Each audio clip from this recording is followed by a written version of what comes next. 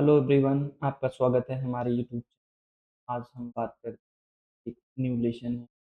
Lesson number 4 है। इतिहास की 6 क्लास की एनसीईआरटी है। और इस लेसन का नाम है क्या बताती हैं हमें किताबें और खबरें। इस लेसन से हम लोग ये सीखेंगे कि क्या क्या टॉपिक है, इसमें क्या क्या जानकारी मिलती है। इसको हम संक्षेप में आपको बताने का प्रयास करेंगे। देखिए, इसमें एक मेरी नाम की बच्ची है और जैसे ही घंटी बजी है, शिक्षक ने छात्रों को अपने साथ आने को कहा है। आज पहली बार पुस्तकालय जा रहे थे। मैरी ने देखा कि पुस्तकालय उसकी कक्षा से काफी बड़ा है और वहाँ किताबों से भरी हुई कई रैक। कोने में एक अलमारी थी जो मोटी मोटी किताबों से भरी हुई थी। मेरी को एक अलमारी खोलने की कोशिश करते हुए देख शिक्षक ने कहा, उस अलमारी में अलग अलग धर्मों से जुड़ी हुई महत्वपूर्ण किताबें हैं। क्या तुम्हें मालूम है कि हमारे वेदों का भी एक संग्रह है? मेरी सोचने लगी, वेद क्या है, चलो पता लगाएं। दुनिया के प्राचीनतम ग्रंथों में एक, शायद तुमने वेदों के बारे में सुना होगा। वेद 4 प्रकार के होते हैं: ऋग्वेद, सामवेद और यजुर्वेद और अथर्ववेद। देखिए दोस्तों, आप इंपॉर्टेंट नोट कर लीजिएगा। ठीक है, इसमें क्या इंपॉर्टेंट है मैं आपको हाईलाइट भी करते चलूंगा। ठीक है, तो देखिए, इसमें हाईलाइट में किया भी हूँ। सबसे पुराना वेद है कौन सा? ऋग्वेद है। ठीक है, जिसकी रचना लगभग 3500 साल पहले हुई थी। ठीक है, ऋग्वेद में 1000 से ज्यादा प्रार्थनाएं हैं। ऋग्वेद में कितने? 1000 से ज्यादा, जिन्हें जिन्हें सूक्त कहा जाता है। ठीक है, जो 1000 से ज्यादा प्रार्थनाएं हैं उन्हें क्या कहा जाता है? सूक्त कहा जाता है। सूक्त का मतलब होता है अच्छी तरह से बोला गया। ये विभिन्न देवी देवताओं को स्तुति में रचे गए हैं। इनमें से तीन देवता बहुत ही महत्वपूर्ण है। नंबर 1 देखिए, अग्नि देवता, इंद्र और सोम। अग्नि देवता आग के देवता माने जाते हैं और इंद्र देवता युद्ध के। और सोम एक पौधा है जिसे एक खास प्रकार का पेय बनाया जाता है। वैदिक प्रार्थनाओं की रचना ऋषियों ने की। आचार्य विद्यार्थियों को इन्हें अक्षरों, शब्दों और वाक्यों में बांटकर सशर पाठन द्वारा कंठस्थ करवाते थे। जो वैदिक प्रार्थनाओं की रचना थी, उसमें जो ऋषि लोग थे, वे विद्यार्थियों को, जो आचार्य लोग थे, अक्षरों, शब्दों, वाक्यों में बांटकर सशर और कंठस्थ करवाते थे। अधिकांश सूक्तों के रचयिता सीखने और सिखाने वाले पुरुष थे। कुछ प्रार्थनाओं की रचना महिलाओं ने भी की है। ऋग्वेद की भाषा क्या थी, पूछता है एग्जाम में। ठीक है, ये ऋग्वेद की जो ऋग्वेद में अक्सर देखिए ये जो है ना, ऋग्वेद की भाषा जो है, ये देखिए क्या है, प्राक। क्या है? प्राक। और संस्कृत भी है। ठीक है, वैदिक संस्कृत कहलाती है। तुम स्कूल में जो संस्कृत पढ़ते हो, उससे यह भाषा थोड़ी भिन्न है। ठीक है, संस्कृत और अन्य भाषाएं। संस्कृत जो भाषा है, भारोपी यानी भारतीय यूरोपी भाषा परिवार का हिस्सा है। भारत की कई भाषाएं हैं, जिसमें देखिए वर्तमान में 22 भाषाएं भाषाएं हैं। देखिए, नंबर 1 असमिया, गुजराती, हिंदी, कश्मीरी और सिंधी। एशियाई भाषाएं जैसे फारसी हैं। यूरोप की कुछ बहुत सी भाषाएं हैं, जैसे अंग्रेजी, फारसी और जर्मनी, यूनानी है, इतालवी है, स्पेनिश। ठीक है, इन परिवार से जुड़ी हैं। उन्हें एक भाषा परिवार इसलिए कहा जाता है क्योंकि आरंभ में ही कई शब्द एक जैसे थे। उदाहरण के लिए जैसे देखिए, मातृ यानी संस्कृत में इसे माँ। ठीक है, मातृ को संस्कृत में मातृ कहा जाता है, हिंदी में माँ कहा जाता है और अंग्रेजी में मदर के नाम से भी जाना जाता है। तो क्या तुम्हें इनमें कोई समानता नजर आती है? उपमहाद्वीप में दूसरे भाषा परिवारों की कुछ भाषाएं बोली जाती हैं। उदाहरण के लिए पूर्वोत्तर प्रदेशों में तिब्बत वर्मा परिवार की कुछ भाषाएं भी बोली जाती हैं। तमिल है, तेलुगु है, कन्नड़ है और मलयालम है। द्रविड़ भाषा परिवार है। ठीक है, ये भाषाएं इसमें, जबकि झारखंड और मध्य भारत में कई हिस्सों में बोली जाने वाली भाषाएं ऑस्ट्रो एशियाटिक परिवार से जुड़ी हुई हैं। तो हम जिन किताबों को पढ़ते हैं और लिखी और छापी गई हैं, ऋग्वेद का उच्चारण किया जाता है। श्रावण यानी श्रवण का मतलब सुना जाता है, ठीक है? ना कि पढ़ा जाता है। रचना कई सदियों बाद पहली बार लिखा गया। इसे छापने का काम मुश्किल से 200 साल पहले हुआ। इतिहासकार ऋग्वेद का अध्ययन कैसे करते हैं? आप पूछेंगे ना, इतिहासकार ऋग्वेद का अध्ययन कैसे करते हैं, तो आप लोगों को तो पता होगा। नहीं पता होता तो हम इसमें एक्सप्लेन कर देते हैं, बता भी देते हैं। इतिहासकार पुरातत्वविदों की तरह ही अतीत के बारे में जानकारी इकट्ठी करते हैं। भौतिक अवशेषों के अलावा वे लिखित स्रोतों का भी उपयोग करते हैं। ऋग्वेद का अध्ययन कैसे करते हैं? ऋग्वेद के कुछ सूक्ति वार्तालाप के रूप में हैं। विश्वामित्र नामक एक ऋषि हैं, ठीक है? आप नोट कर लीजिए, एक विश्वामित्र नाम के एक क्या है? ऋषि हैं, जो देवियों के रूप में पूजित दो नदियों का नाम, दो नदी कौन है देखिए पूजित हैं? ब्यास और सतलुज, ठीक है? सतलुज, जो उनके बीच यह संवाद का एक ऐसे सूक्त का अंश है। देखिए ऋग्वेद की कुछ पांडुलिपि पड़ी हुई हैं, जो भुर्ज के पेड़ पर लिखी गई, वृक्ष की छाल पर लिखी गई हैं। ये पांडुलिपियां काश्मीर में पाई गई हैं, लगभग 150 साल पहले। ऋग्वेद का सबसे पहली बार छापने के लिए इसका उपयोग किया गया।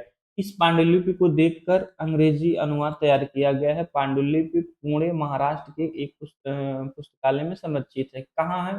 देखिए पुणे और महाराष्ट्र में, ठीक है? ये संरक्षित की गई है। यही देखिए पांडुलिपि है, ये वाली, ठीक है? ये आप ध्यान से देख लीजिए, इसमें किसी प्रकार का संदेह नहीं होना चाहिए, ठीक है? देखिए विश्वामित्र और नदियों की कहानी है, कुछ है इसमें, आप लोग देख लीजिएगा। इसमें आप लोगों का समय बर्बाद नहीं करना चाहता हूँ।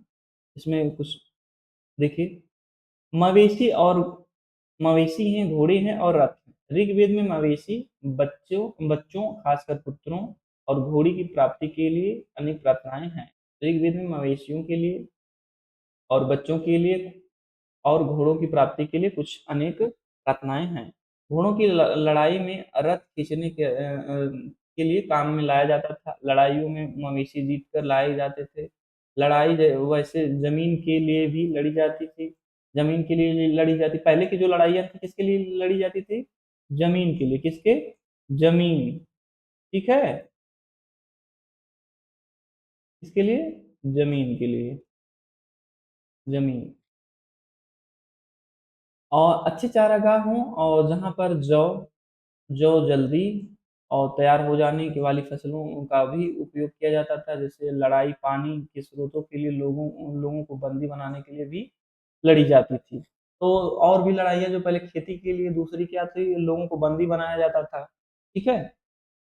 युद्ध में जीते गए धन का कुछ भाग सरदार रख लेते थे और कुछ हिस्सा पुरोहितों को दे दिया जाता था। पुरोहित मतलब जो पंडित लोग थे। शेष धन आम लोगों को बांट दिया जाता था। कुछ धन यज्ञ करने के लिए प्रयुक्त किया जाता था, यानी उपयोग किया जाता था। यज्ञ यज्ञ की आग में आहुति दी जाती थी। आहुतियां देवी और देवताओं को दी जाती थी। घी, अनाज और कभी-कभी तो जानवरों को भी आहुति दी जाती थी, ठीक है? अधिकांश पुरुष इन युद्धों में भाग लेते थे। अस्थायी सेना नहीं होती थी। क्या थी? अस्थायी सेना नहीं होती थी ऋग्वेद में, जो अवशेष मिले। लोग सभाओं में मिलते-जुलते थे। युद्ध और शांति के विषय में सलाह-मशवरा भी करते थे। लोगों को अपना सरदार लोगों को अपना अपना सरदार मार्किंग के लिए देखिए, और बहादुर और कुशल योद्धा होते थे। सरदार चुनते थे और जो बहादुर और कुशल योद्धा थे। लोगों को विशेषताएं बताने वाले शब्द। लोगों का वर्गीकरण काम, भाषा, परिवार या समुदाय या निवास स्थान या सांस्कृतिक परंपराओं के आधार पर किया जाता था। ऋग्वेद में लोगों की विशेषता बताने वाले कुछ शब्दों को भी देखें। ऐसे दो समूह जिनका वर्गीकरण काम के आधार पर किया गया। पुरोहित, जिन्हें कभी-कभी ब्राह्मण कहा जाता था, यज्ञ और अनुष्ठान करते थे। दूसरे लोग राजा, ठीक है? वैसे राजा ये राजा वैसे नहीं थे जिनके बारे में तुम बाद में पढ़ोगे। ये ना तो बड़ी राजधानियाँ थी और ना ही महलों में रहते थे, ना ही इनके पास कोई सेना थी, ना ही ये कोई कर लेते थे, टैक्स वसूलते थे, ठीक है? राजा की मृत्यु के बाद उसका बेटा अपने ही शासक नहीं बन जाता। जनता या पूरे समुदाय के लिए दो शब्दों का भी इस्तेमाल किया गया। एक जन जिसका प्रयोग हिंदी में अन्य भाषाओं में आज भी होता है। दूसरा विष जैसे यानी वैश्य शब्द से निकला है। इस विषय के बारे में आप लेसन 5 नंबर में पढ़ेंगे।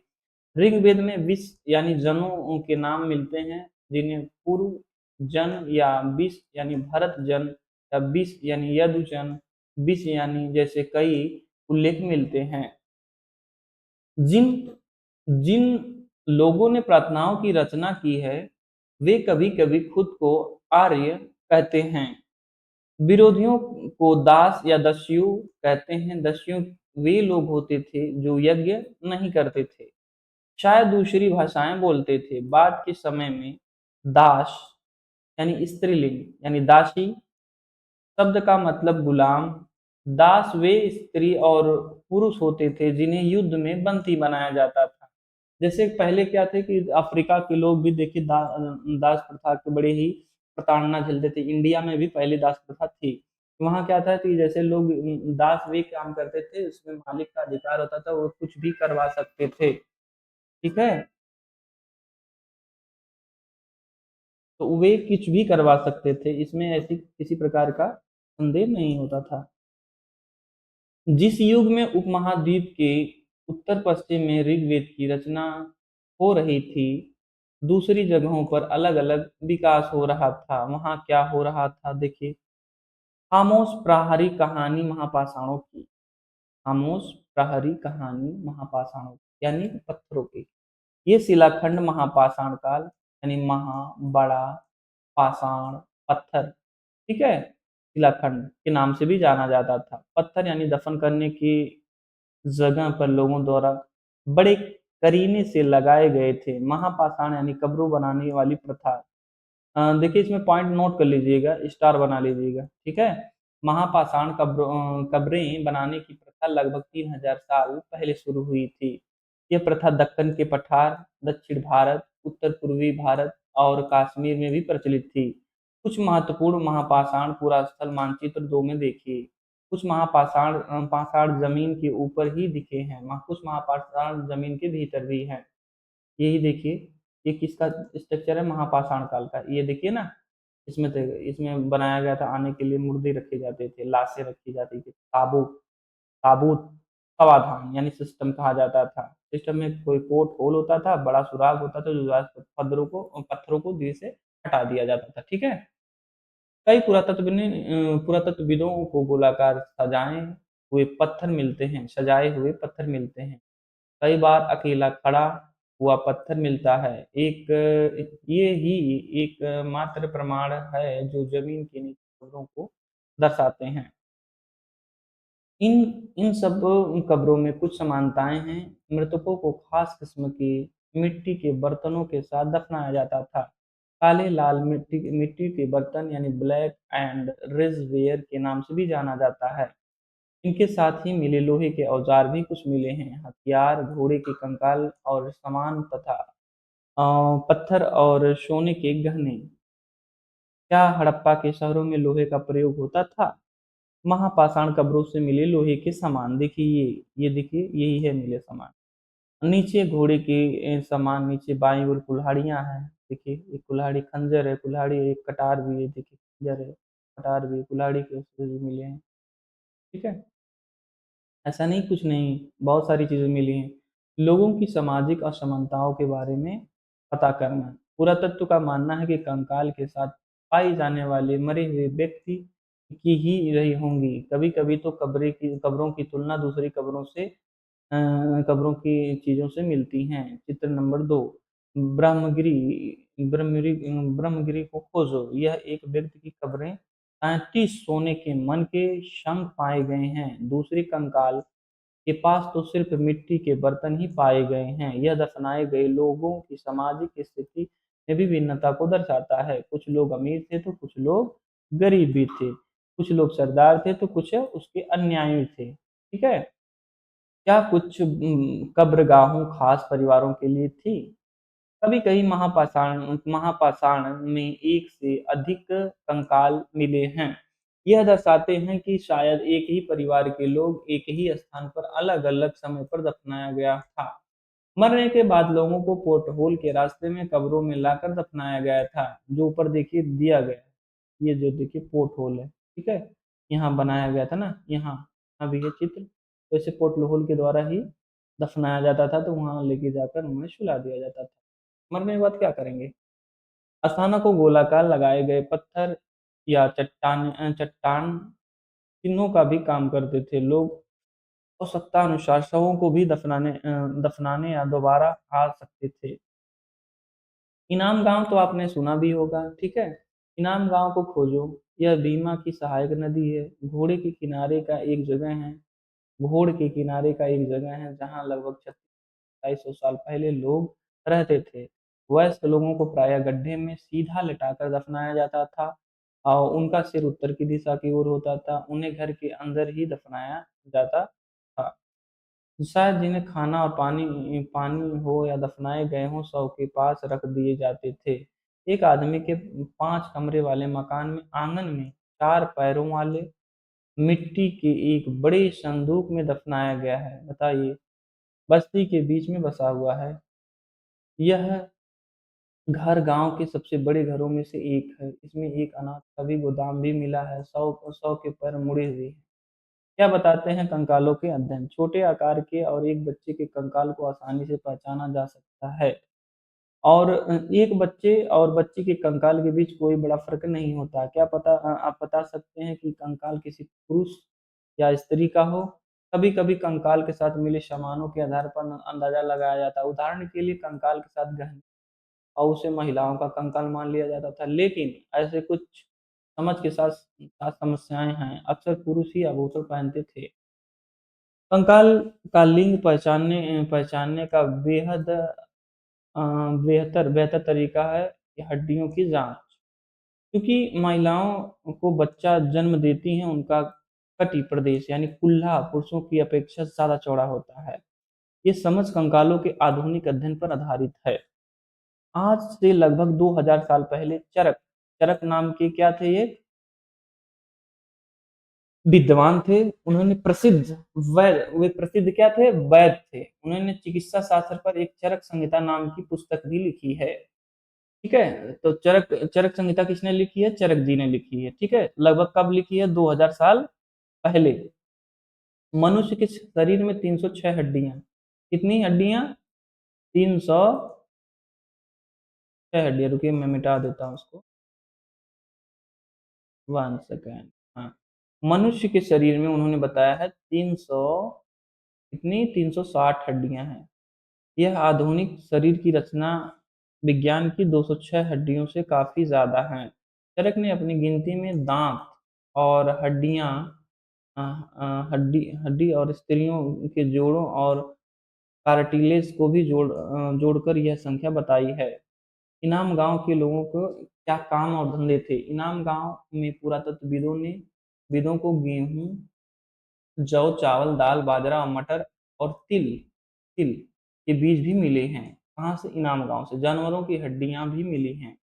कई हड्डियों पर भी तो काटने के निशान। यह अंदाजा होता है कि लोग इन्हें खाते होंगे। गाय, बैल, भैंस, बकरी, भेड़, कुत्ता, घोड़ा, गधा, सूअर, सांभर, चितकबरा, हिरण, कृष्णमृगी, हरहा, नेवला, चिड़िया, घड़ियाल, कछुआ, केकड़ा और मछली की हड्डियां भी पाई गई हैं। ऐसे साक्ष्य मिले हैं जो बैर, आंवला, जामुन, खजूर और कई तरह से रस भरी एकत्र की जाती हैं। देखिए अन्य क्या, एटलस में चीन को भी देखिए 3500 साल पहले। ठीक है? लेखन की कला के सबसे पुराने उदाहरण हैं। कहाँ? 3500 साल पहले कला के सबसे पुराने, नोट कर लीजिएगा। नोट।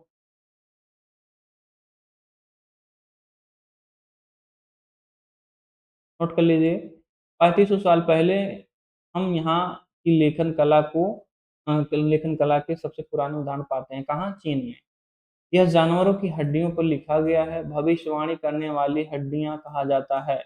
मान्यता है कि भविष्यवाणी बताती थी कि राजा लोग लिपिकारों से इन्हें हड्डियों पर सवाल लिखवाते थे। क्या वे युद्ध जीतेंगे? क्या वे फसलें अच्छी होंगी? उन्हें पुत्र होंगे? हड्डियों को आग में डालकर दिया जाता था, जिससे गर्मी से चटक कर दरारें पड़ जाती थी। भविष्यवक्ता ने इन दरारों को बड़े ध्यान से भविष्यवाणी करने की कोशिश करते थे। और तुम शायद भी सोच सकते हो भविष्यवक्ता कभी-कभी गलती भी करते थे। और ये राजा शहरों में महल बनाकर रहते थे और वे ने उनके पास बेशुमार दौलतें इकट्ठा कर ली थी। बड़े-बड़े नक्काशीदार हुए कांसे के बर्तन भी शामिल थे।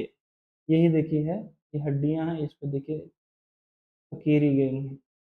ठीक है, लिखवाया जाता था, फिर आग में डाल दिया गया, जैसे कि चटक पड़ गई है। इन्हीं को क्या विश्लेषण करते थे। उपयोगी शब्द हैं, देखिए वेद हैं, चार हैं, रत्नाएँ कितना 1000 है, भाषा क्या है, प्राक और संस्कृत है, रथ है, ठीक है, यज्ञ है, राजा है, दास है, ठीक है, महापाषाण है, कब्र है, कंकाल है, लोहा है, ठीक है, इन नए-नए शब्द हैं। कुछ तिथियां वेदों की रचना लगभग कितने एग्जाम में पूछता है 3500 साल पहले। महापाषाणों के निर्माण की शुरुआत लगभग कितने 3000 साल पहले। नाम गांव के कृषकों का निवास 3600 से 2700 साल पहले। चरक संहिता लगभग कब लिखी गई थी? 2000 साल पहले। ठीक है, ऐसा नहीं है कि कुछ चीजें अलग हैं। तो इस लेसन को आप अच्छी तरह से पढ़ें। Thank you so much. Like and subscribe करिए। आप सबका ढेर सारा प्यार होगा तो हम ऐसे ही वीडियो अच्छे से एक्सप्लेन करते रहेंगे और हर लेसन को एक्सप्लेन करेंगे। Thank you so much.